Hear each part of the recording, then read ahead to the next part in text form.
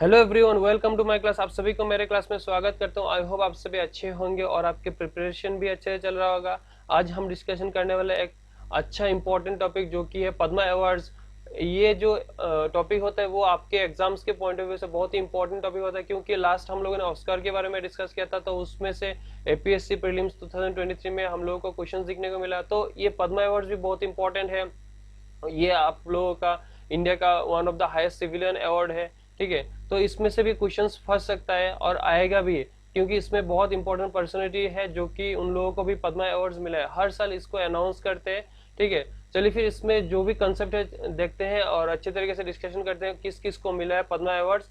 और मेरे चैनल में कोई भी अगर नए हो, प्लीज चैनल को ज्यादा से ज्यादा शेयर करना और सब्सक्राइब कर देना। क्लास के रिगार्डिंग कोई डाउट हो, कोई क्वेरीज हो, प्लीज आप टेलीग्राम या फिर व्हाट्सएप में जाके भी पूछ सकते हो। उसका लिंक डिस्क्रिप्शन में दिया हुआ है। चलिए फिर स्टार्ट करते हैं।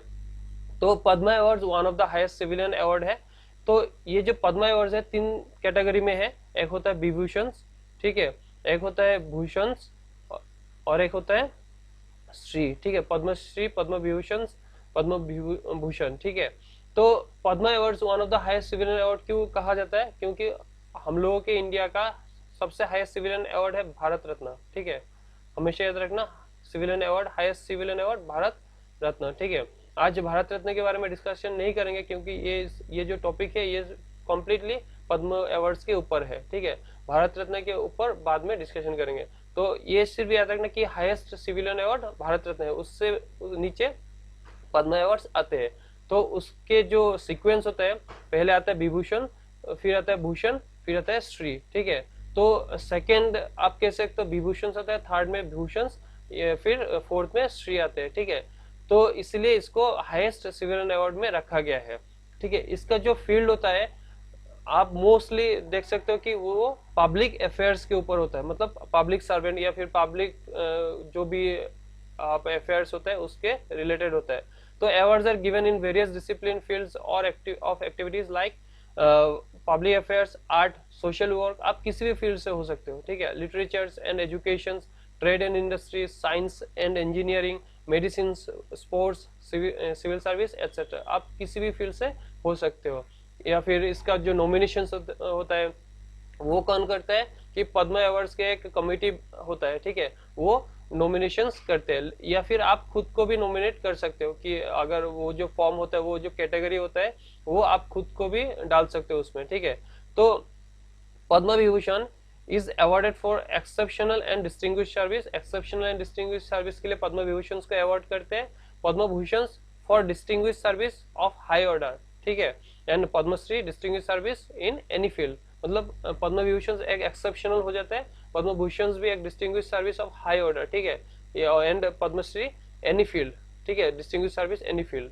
ठीक है, ये जो चीजें होता है आज जो भी इम्पोर्टेंट टॉपिक होता है। ठीक है, इसमें से ये तो कोर कॉन्सेप्ट है, लेकिन 2000 जो भी रिसेंटली होता है वो जो हम लोगों को देखने को मिलता है किस किस पर्सनैलिटी को मिला है, वो करंट कॉन्सेप्ट होता है। और ये जो इंट्रोडक्शन होता है या फिर पद्मा अवार्ड्स के बारे में होता है, ये क्या होता है, ये कोर कॉन्सेप्ट होता है। ठीक है, इसको हमेशा याद रखना। और बाकी जो वेरी करता है वो कौन होता है, जो भी अवार्डीज होता है। ठीक है, चलिए फिर नेक्स्ट देखते हैं कि फैक्ट्स क्या है। क्या है ये जो फैक्ट होता है, इसमें से बहुत मतलब क्वेश्चंस आते हैं। ठीक है, ज्यादा फैक्ट नहीं है, लेकिन जो भी होता है उसमें से क्वेश्चंस आते हैं। तो awards are announced on the eve of Republic Day every year. मतलब रिपब्लिक डे को ही इसको अनाउंस करते हैं। मतलब रिपब्लिक डे से एक दिन पहले का इवनिंग को इसको अनाउंस करते हैं। ठीक है, on the eve of Republic Day every year. ठीक है, ये याद रखना कब अनाउंस करते हैं और इसको कब दिया जाता है, ये भी याद रखना कि this awards are conferred by the president. कौन देते हैं? प्रेसिडेंट ऑफ इंडिया देते हैं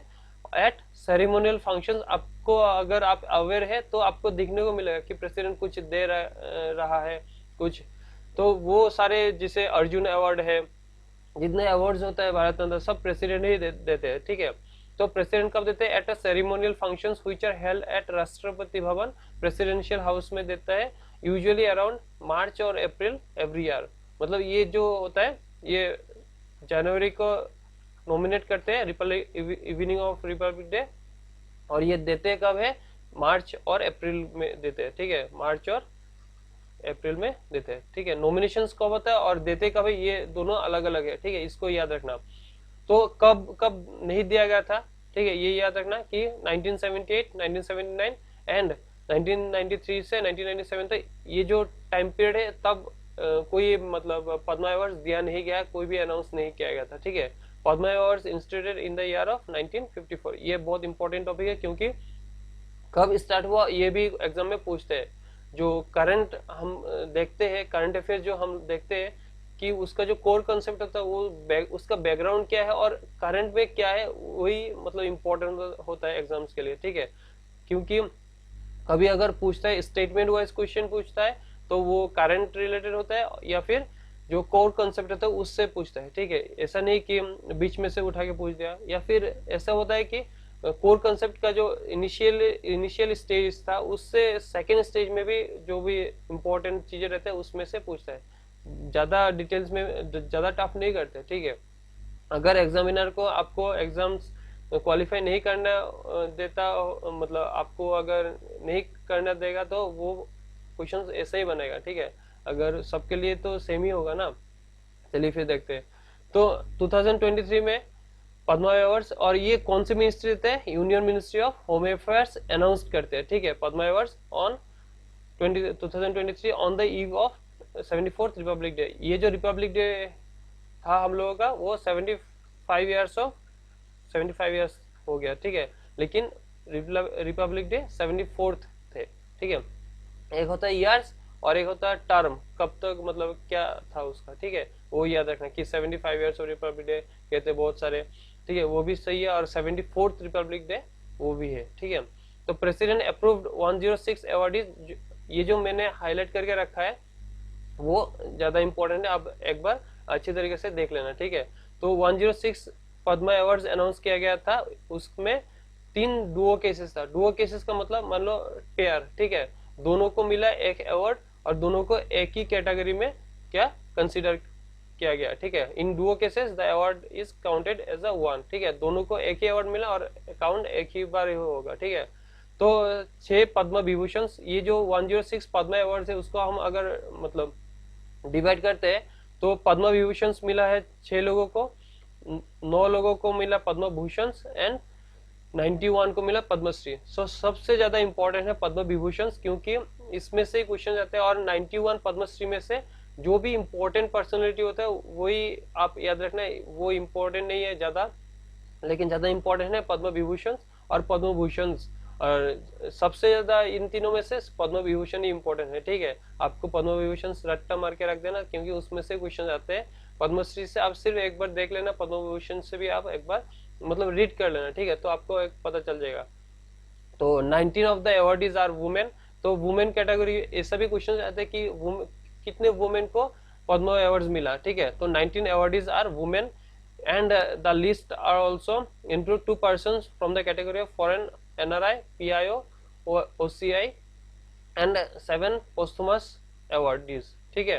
तो 19 लोगों को 19 लोग वुमेन थे, 2 पर्सन ऐसे थे फॉरेनर्स थे, या फिर NRI, PIO, OCI, ये आप कह सकते हो, क्योंकि NRI, PIO पर्सन ऑफ, नीचे मैंने दे दिया जो फुल फॉर्म है जिसको पता नहीं है, और 7 पोस्थुमस अवार्ड। तो पोस्थुमस अवार्ड क्या होता है, ये जो अवार्ड होता है जो मतलब कोई व्यक्ति अगर मर गया उसके बाद उसको अवार्ड के लिए अनाउंस वो नॉमिनेट होता है तो उसको पोस्थुमस बोलते हैं, ठीक है। ये याद रखें कि पोस्थुमस, फिर बोलोगे कि जिसको पता नहीं है कि पोस्थुमस क्या है, तो पोस्थुमस जो होता है वो जो अगर कोई व्यक्ति अगर मर गया तो उसके बाद अगर वो नॉमिनेट होता है तो अगर उसके बाद उसको मिलता है अवार्ड तो वो पोस्थुमस कहलाता है, ठीक है।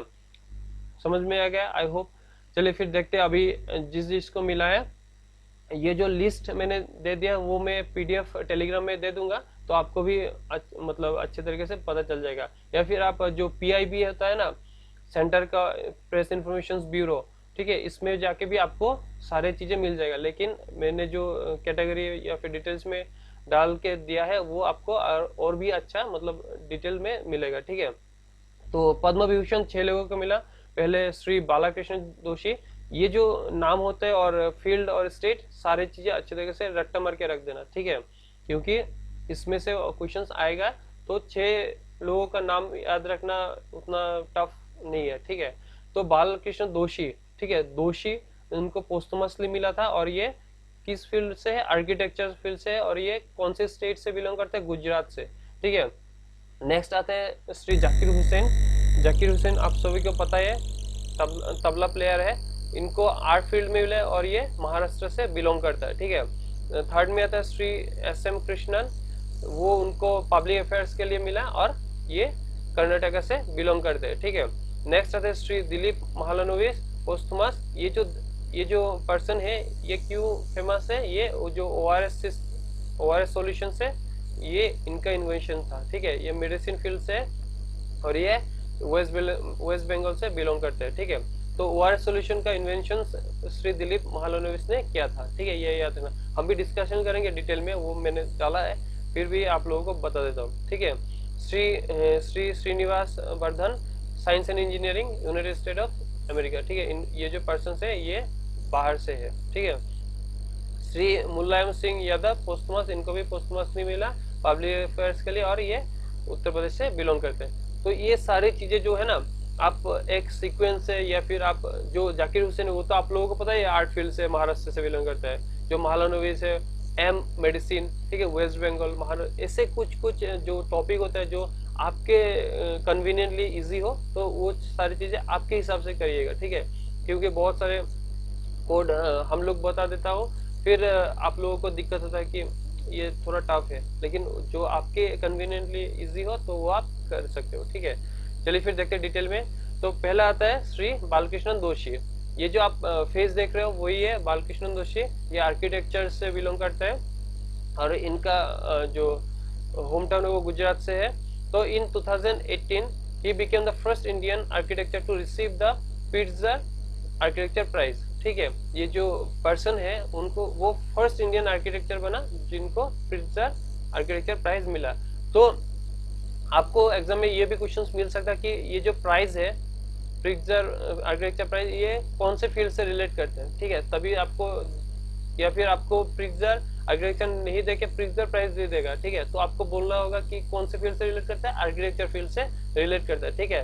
तो इन्होंने he was also awarded Padmashri. इनको पद्मश्री ऑलरेडी पहले मिल चुका है 1976 को, फिर पद्म विभूषण भी मिल गया 2020 में इनको पद्म भूषण भी मिला। अभी रिसेंटली इनको पद्म विभूषण मिला, मतलब पद्म अवार्ड्स की कैटेगरी में तीनों अवार्ड उनको मिल गया ऑलरेडी, ठीक है।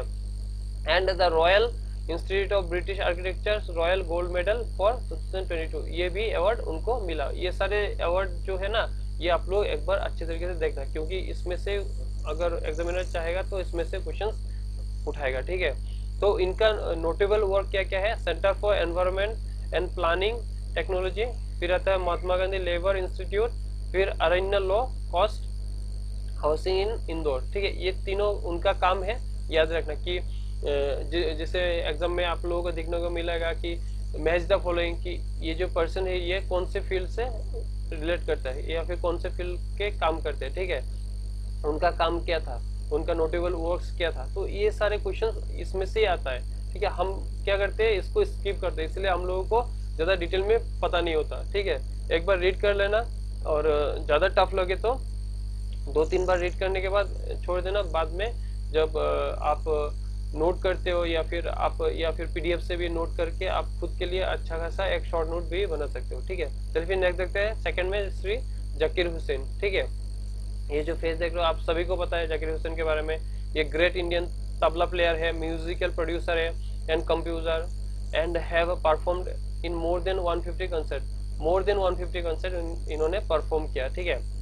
इनको भी पद्मश्री मिला 1988 को, एंड पद्म भूषण मिला 2002 में। मतलब ऑलरेडी 2 कैटेगरी में इनको मिल गया, ठीक है। अभी सिर्फ पद्म विभूषण रह गया था, जो कि अभी रिसेंटली मिल गया। तो ये जो पर्सनैलिटी होता है वो बहुत इंपॉर्टेंट पर्सनैलिटी होता है, जो एग्जाम में इंपॉर्टेंट होता है, ठीक है।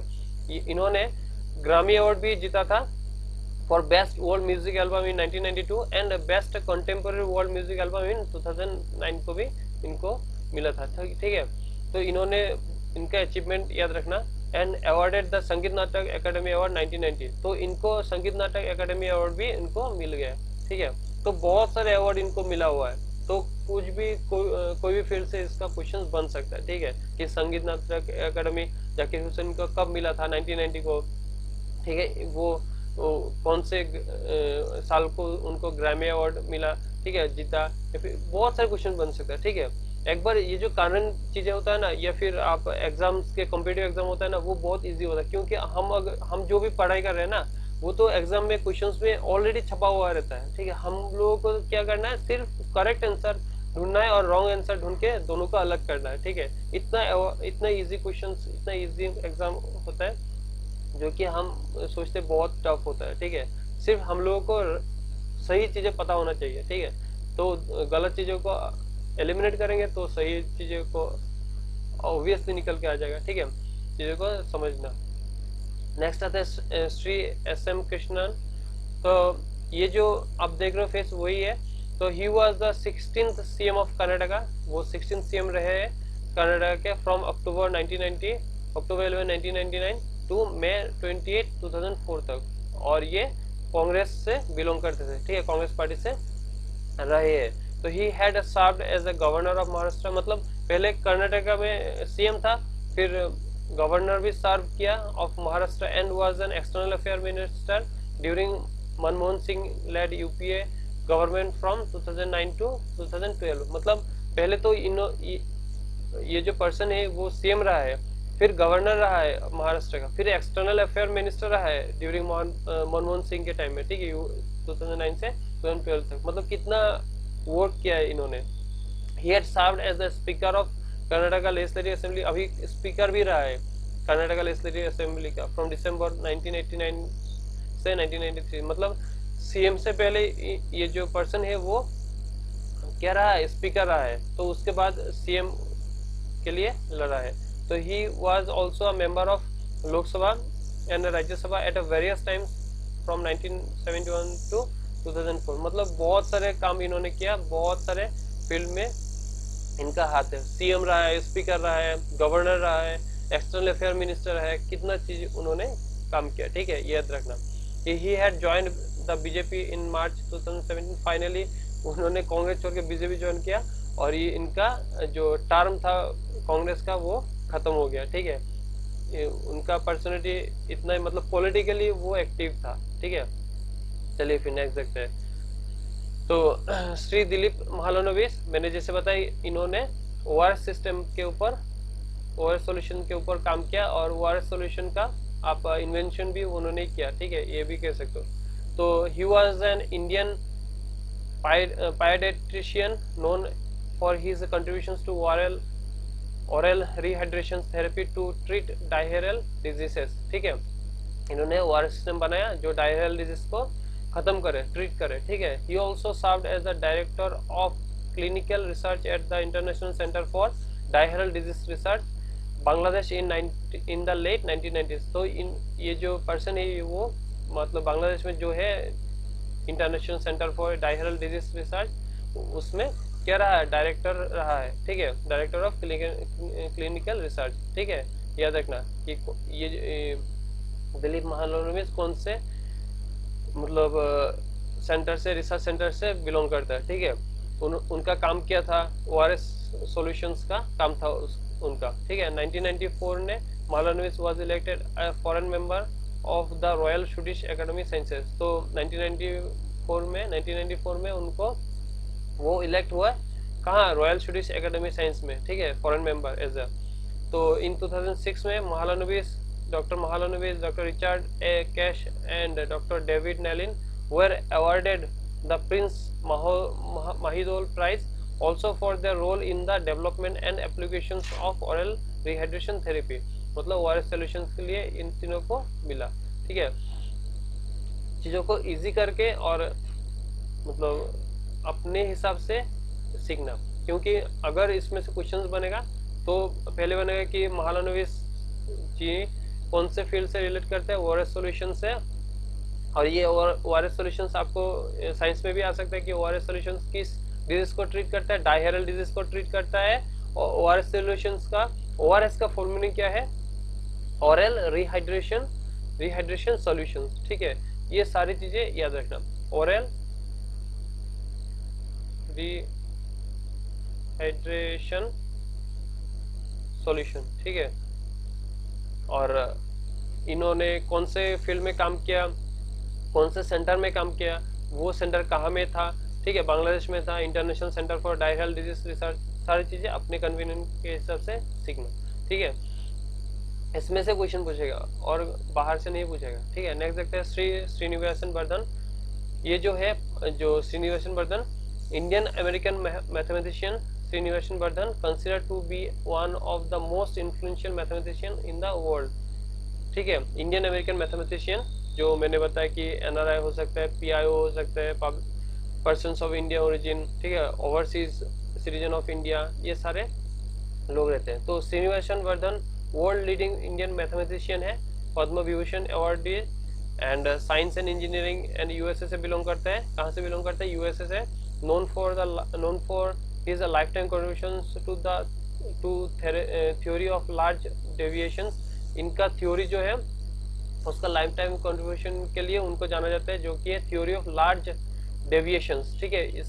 इनका जो थ्योरी है वो याद रखना कि जो श्रीनिवास वर्धन है, वो उनका जो लाइफ टाइम कंट्रीब्यूशन वो किस फील्ड में था, किस थ्योरी में था, ठीक है, लार्ज डेविएशंस थ्योरी में था। His career as a mathematician spanned 56 years उन्होंने काम किया इस फील्ड में, ठीक है। तो जो he is also the recipient of the highly prestigious Abel award, Abel prize, मतलब इनको एबल प्राइज भी मिला, highly prestigious award which he won in 2007 for his contributions to probability theory and more specifically for creating a unified theory of large deviations, ठीक है। ये जो large deviations है उनका थ्योरी था, ठीक है। तो ये भी पूछ सकते हैं कि large deviations किसका थ्योरी था, और ये भी पूछ सकता है कि श्रीनिवास वर्धन को किस फील्ड में 2007 में अवार्ड मिला, तो वो अबेल प्राइज था, ठीक है। In 2008 the government of India awarded him Padma Bhushan, ठीक है। इन 2008 में इनको पद्म भूषण भी मिल गया, ठीक है। अभी पद्म विभूषण मिला। तो सारी चीजें मैंने डिटेल्स में आप लोगों के सामने रखा ताकि आप लोगों को इजी हो चीजों को याद रखने में, ठीक है, याद रखना। नेक्स्ट और लास्ट पद्म विभूषण देखते हैं, जो कि है श्री मुलायम सिंह यादव। ये जो है Shri Mulayam Singh Yadav was a veteran politician who founded the Samajwadi party. जो यूपी में समाजवादी पार्टी, उनका फाउंडेशन इन्होंने किया था, ठीक है। इनको पोस्टमसली मिला है award. He served as the CM of UP thrice, 3 बार इनको सीएम के कैटेगरी में यूपी में सर्व करने मिला। And has also served the union government as a minister of defence. Defence minister के हिसाब से यूनियन गवर्नमेंट में भी था मुलायम सिंह यादव जी। और सीएम ऑफ यूपी में कब था? 1989, 1993 एंड 2003 में इन्होंने सीएम के पोजीशन में काम किया।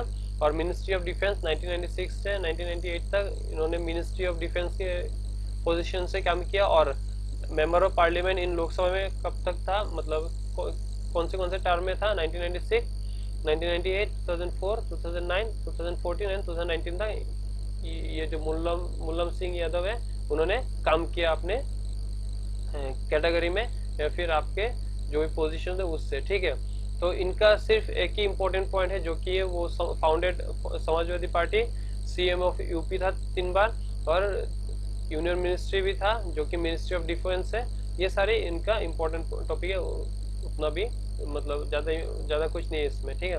Member of legislative assembly Uttar Pradesh था, पहले लेजिस्लेटिव असेंबली के मेंबर थे 1996, 1967, 74 एंड 85 तक इन्होंने लेजिस्लेटिव असेंबली में काम किया। बाकी उसके बाद सीएम बना, सीएम के बाद डिफेंस में भी, मिनिस्टर ऑफ डिफेंस में भी, यूनियन मिनिस्ट्री में काम किया इन्होंने, ठीक है। ये सारे चीजें जो है मैंने आप लोगों के सामने डिटेल्स में रखा, ठीक है, जो पद्म विभूषण के ऊपर थे। तो अभी देखते हैं पद्म भूषण क्या किनको मिला। तो एसएल बरायप्पा, लिटरेचर एंड एजुकेशन, ये जो पर्सन है वो कहाँ से बिलोंग करता है? कर्नाटका से बिलोंग करता है। फिर आता है Kumar Mangalam Birla, trade and industry, Maharashtra, ठीक है। फिर आता है श्री दीपक धर, साइंस एंड इंजीनियरिंग, महाराष्ट्र। फिर आता है एमएस वानी जयराम, आर्ट, तमिलनाडु। फिर आता है स्वामी चिन्ना जय्यर, आदर्श, मतलब स्पिरिचुअल से रिलेट करता है, ठीक है।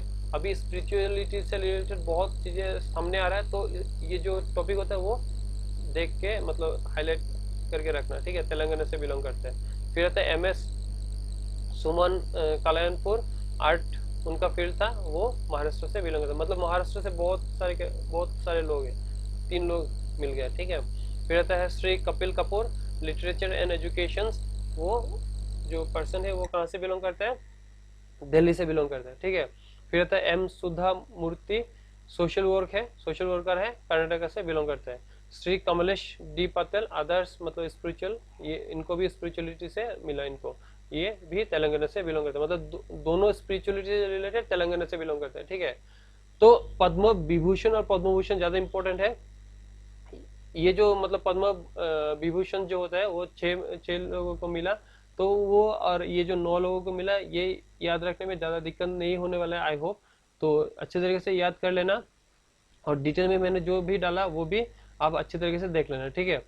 तो और बाकी मैंने ये पद्मश्री भी डाल दिया, तो आप एक बार चेक कर लेना। इसमें हम लोगों का जो बॉलीवुड एक्टर्स है रवीना टंडन, उनको मिला अवार्ड, ये इम्पोर्टेंट है। और बाकी आप एक बार देख लेना, ठीक है। एक बार चीज़ों को गो थ्रू कर देना, ताकि आप लोगों को भी पता चले कि हाँ, चीज़ों को ना हम जब पढ़ते हैं ना तो सोचते हैं कि हम भूल जाएंगे तो क्या होगा एग्जाम में, लेकिन हम लोगों का जो माइंड है ना वो चीज़ों को स्टोर करके रखता है। जब चीज़ों सामने आता है तो फटक से याद आ जाता है कि हाँ, ये चीज़ भी इससे रिलेट करता है, ठीक है। तो वो एलिमिनेशन ट्रिक तब काम आता है। आप पढ़ेंगे नहीं तो आप एलिमिनेशन ट्रिक कैसे काम में लगाएंगे, ठीक है। आपको पता होना चाहिए, आपको आपके दिमाग में वो चीज़ें होना चाहिए, ठीक है।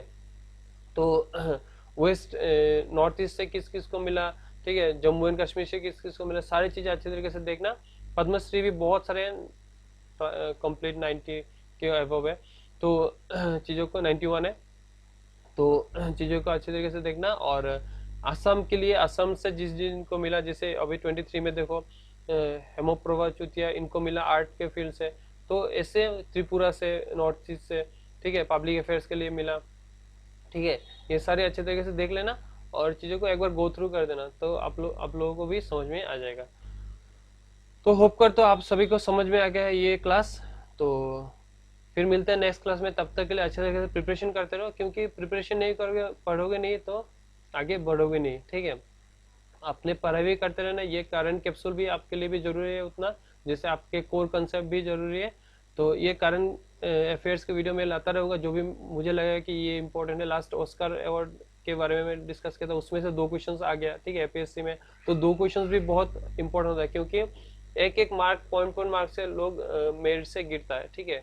तो ऐसे में अगर आपको कंफर्म 2 क्वेश्चंस पता है तो आपका जो मेरिट है वो आगे लेके जाएगा, ठीक है।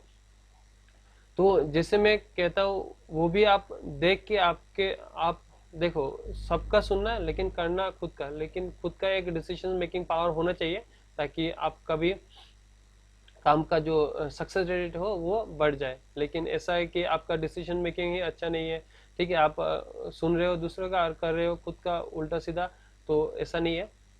डिसीजन मेकिंग बनाओ, अपने प्रिपरेशन को आगे लेके जाओ, ठीक है।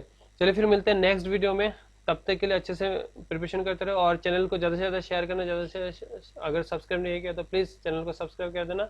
मिलते हैं नेक्स्ट वीडियो में, तब तक के लिए bye, have a nice day, Jai Hind, जय भारत।